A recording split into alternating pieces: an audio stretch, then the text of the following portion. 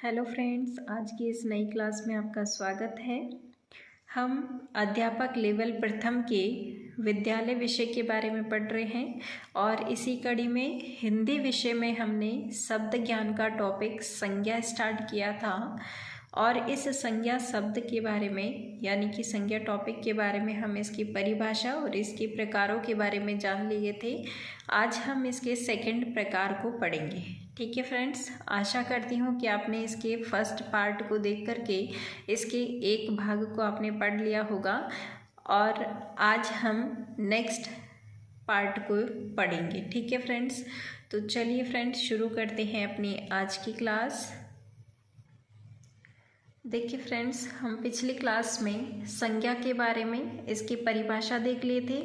पहला हम इसके शाब्दिक अर्थ देखे थे। सम प्लस ज्ञा से बना हुआ है, यह आपको संधि विच्छेद ध्यान में रखना है और सम्यक ज्ञान कराने वाला इसका अर्थ है। ठीक है, फिर हम ये देखे थे कि किसी भी वस्तु, व्यक्ति, प्राणी, स्थान, स्थिति, दिशा, गुण, जाति, भाव आदि का जो बोध कराने वाले शब्द होते हैं उनको हम संज्ञा कहते हैं।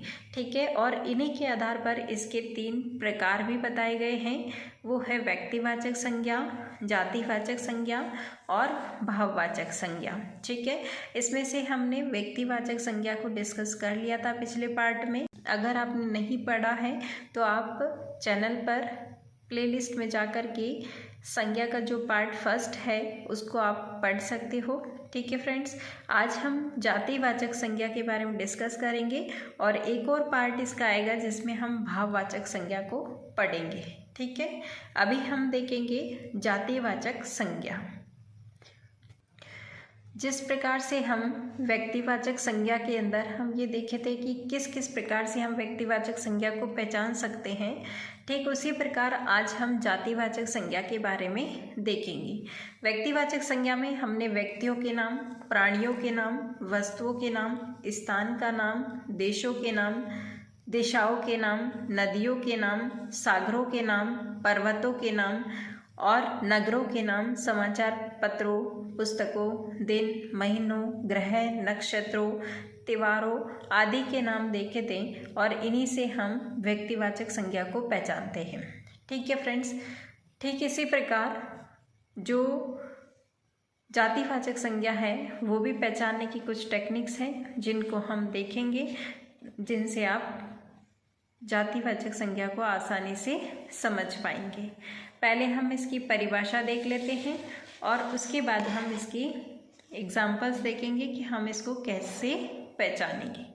जातिवाचक संज्ञा वह संज्ञा शब्द जो किसी प्राणी, पदार्थ या समुदाय की पूरी जाति का बोध कराते हैं उन्हें हम जातिवाचक संज्ञा कहते हैं।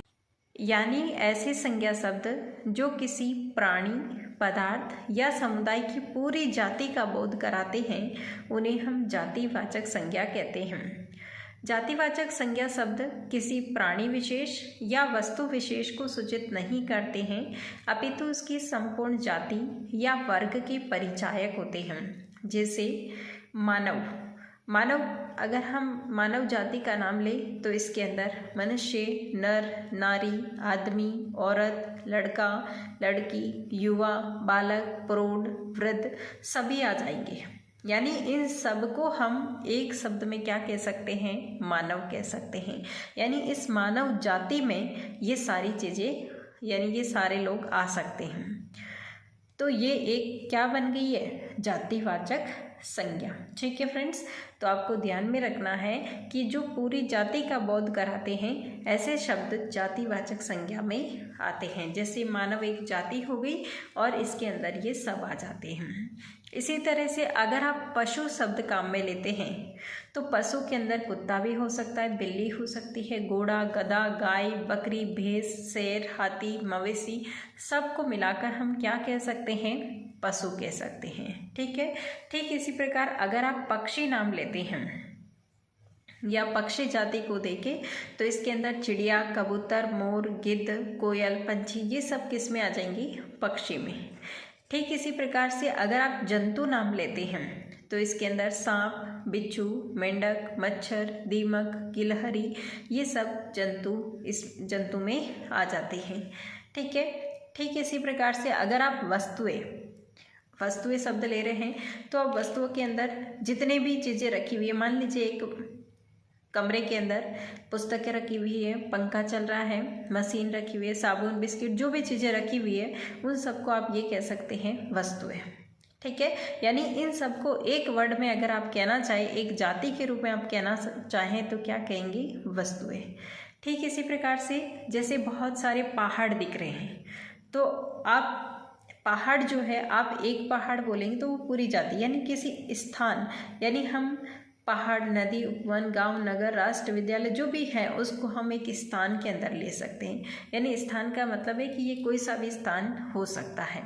ठीक है, तो इस प्रकार से आप जातिवाचक संज्ञा को आसानी से पहचान जाएंगे। ठीक है फ्रेंड्स, अब हम इसके कुछ दो प्रकार हैं जो हमने शुरू में ये माने थे कि वो जातिवाचक संज्ञा के दो भेद माने गए हैं, उन्हीं को हम डिस्कस कर लेते हैं। हिंदी में जातिवाचक संज्ञा प्राणियों, द्रव्यों तथा समुदायों में सभी को समाहित करती है, किंतु कुछ विद्वानों ने इसके दो अलग रूप भी माने हैं। पहला रूप है द्रव्यवाचक संज्ञा। द्रव्य शब्द जो है फ्रेंड्स, ये पदार्थ के लिए काम में लिया जाता है। तो यानी कि पदार्थ से संबंधित जितनी भी वस्तुएं हैं उनका जो बोध कराने वाले शब्द होते हैं वो द्रव्यवाचक संज्ञा में आएंगे। कुछ जातिवाचक संज्ञा शब्द ऐसे द्रव्यों या पदार्थों का बोध करवाते हैं जिनसे अनेक वस्तुएं बनती है, अर्थात वह चीजें विभिन्न वस्तुओं के निर्मायक घटकों के लिए प्रयुक्त होती है। ऐसी वस्तुएं के संज्ञा शब्दों को द्रव्यवाचक संज्ञा कहते हैं।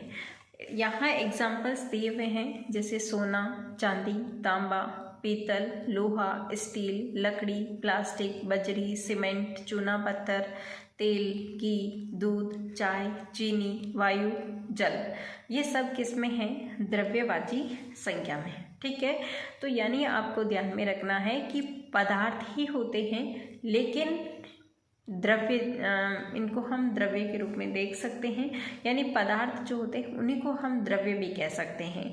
तो एक तरह से वही जो चीज़ें हैं वही क्या कहलाती है? द्रव्यवाचक संज्ञा कहलाती हैं। तो ऐसा आपको ध्यान में रखना है कि अगर कुछ इस तरह के एग्जाम्पल दे रखे हैं तो वो द्रव्यवाचक संज्ञा में आ जाएंगे। इसी प्रकार से समूह या समुदायवाची संज्ञा, इसमें आपको शब्द से पता चल रहा होगा कि यानी कोई ना कोई ग्रुप बन रहा है, यानी कोई कम्युनिटी बन रही है, उसके आधार पर हम इसको समूहवाची संज्ञा कहते हैं। जो संज्ञा शब्द किसी समुदाय या समूह का बोध कराते हैं वो समूहवाची संज्ञा शब्द कहलाते हैं, अर्थात यह संज्ञा शब्द किसी प्राणी या वस्तु के समूह या संवर्ग के सूचक होते हैं। फॉर एग्जाम्पल, जैसे अगर आप बोलते हैं कक्षा, तो कक्षा क्या है? सभी विद्यार्थियों का एक समूह है, इसलिए ये किस में आ जाएगा? समुदायवाची संज्ञा में। इसी तरह से सभा, टीम, संघ, सेना, फौज, भीड़, दल, दरबार, समिति, मेला, परिषद, परिवार, कुटुंब, कारवा, पुंजपोश, अंबार, ततार, गट्ठर, झुंड, कोलाहल आदि समूहवाची संज्ञा शब्द है। ठीक है, तो ये कुछ एग्जाम्पल्स हैं जिनको आपको ध्यान में रखना है। लगभग क्वेश्चन बनेगा तो इनमें से कोई एग्जाम्पल दे दिया जाएगा। जैसे पूछ लिया जाएगा कि संघ, इसमें संघ शब्द में कौन सी संज्ञा है, तो ऑप्शन दे दिए जाएंगे, तो आपको देख लेना है कि समूह या समुदायवाची संज्ञा जो है उसका ये प्रकार है। जहाँ भी समूह हो वहाँ एक से अधिक सदस्यों के होने की संभावना होती है, यानी जहाँ भी ग्रुप बन रहा हो वहाँ पे एक से अधिक समूह होने की संभावना होती है, किंतु इन समूहवाची संज्ञा शब्दों का प्रयोग एक वचन के अर्थ में किया जाता है। ये चीज़ आपको ध्यान में रखना है, यानी ये प्रदर्शित तो किसको कर रहे हैं? एक पूरे ग्रुप को प्रदर्शित कर रहे हैं, लेकिन फिर भी इन शब्दों का प्रयोग हम एक वचन के रूप में करते हैं, क्योंकि यह एक समूह के सदस्यों को व्यक्त करते हैं। ठीक है फ्रेंड्स, तो ये थी हमारी जातिवाचक संज्ञा जिनको हमने पहचानना सीख लिया। आशा करती हूँ आपको कुछ समझ में आया होगा। वैसे हिंदी में समझाने की ज़रूरत नहीं पड़ती है दोस्तों, लेकिन ये है कि अगर हम सिस्टमेटिकली पढ़ें तो चीज़ें थोड़ी आसान हो जाती हैं, इसीलिए मैं आपको थोड़ा बहुत समझा देती हूँ। तो आप नोट्स बनाते हुए इनको अच्छे से रीड करिएगा। आशा करती हूँ कि आपका इससे पेपर अच्छा हो जाएगा। ठीक है फ्रेंड्स, मिलते हैं नेक्स्ट क्लास में। आज के लिए इतना ही फ्रेंड्स। पढ़ते रहिए, मस्त रहिए। जय हिंद, वंदे मातरम।